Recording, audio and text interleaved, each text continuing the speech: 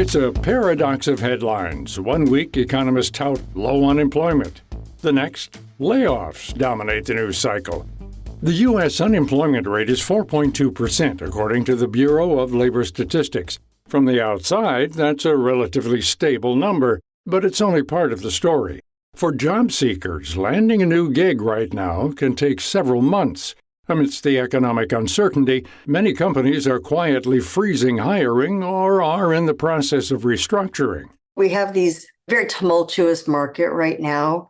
And so that's why networking is incredibly important, because there may be one job out there.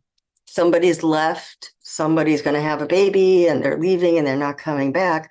And the workplace is not going to hire a lot of people, right? So you want to be that one person that they turn to. That's Sheila Nielsen, a Chicago-based career consultant and the founder of Nielsen Career Consulting.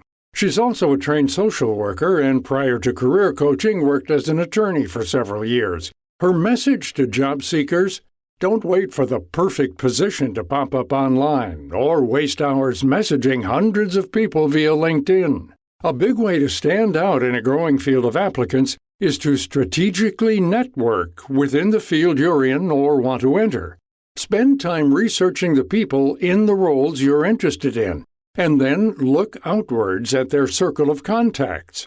Nielsen has counseled thousands of clients and often uses this metaphor of playing an adventure video game. You're trying to move from the cottage where you start, and you try to move outside of that cottage, and you're looking for wizards and knights to talk with. Most people start off in the cottage and they stay there the whole time. What they're doing is sending their resumes and their cover letters and so on, postings to workplaces. And usually these big workplaces have what I call the dragon in front of the workplace, the castle. And the dragon is there to keep you out. They're trying to keep away all the job seekers because the key keeper, who's the person who could hire you, doesn't have time to talk with you and doesn't want to be bothered. So what I teach is how to get around the dragon, essentially, by leaving your cottage, taking your laptop computer with you, because it's great for stalking purposes, is what I call it. And you're looking for wizards and you're looking for knights. Now, wizards are about 40 to 70 years old.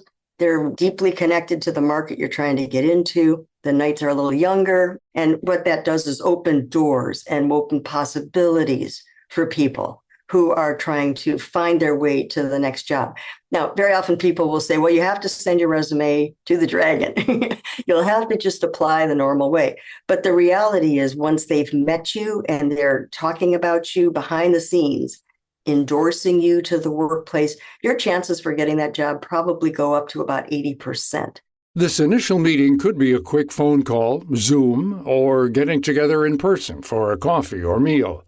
Once you've secured this meeting, Nielsen says don't bring up this word too soon. I warn my clients, don't use the J word, jobs, too fast, because you'll basically get a response like, I can't help you. I don't know of jobs. I haven't heard of anything.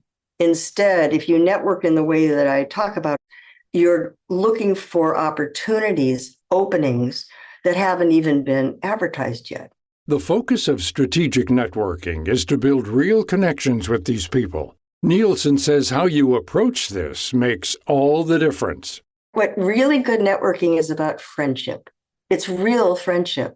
And it's about thinking this way. Maybe I'll meet my next best friend as I'm going out to have this conversation with somebody. And the other thing that people don't think about that I tell my clients is give back.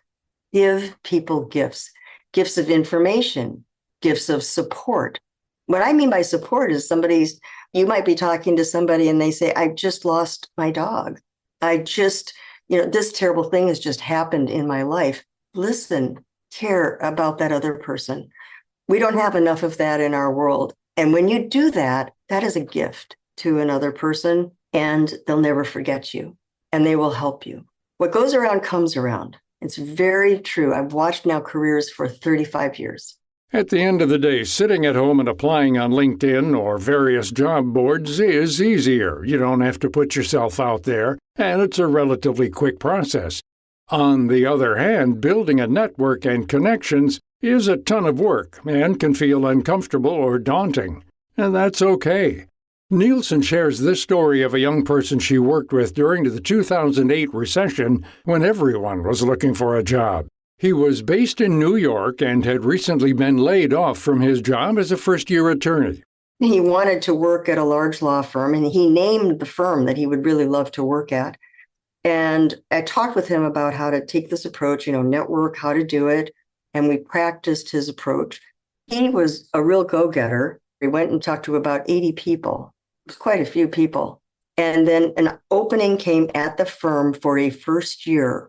And that was the firm he wanted. He applied for the job. He came in for an interview. And among the people on the panel interviewing was one of the wizards he had met with for lunch. And he got the job.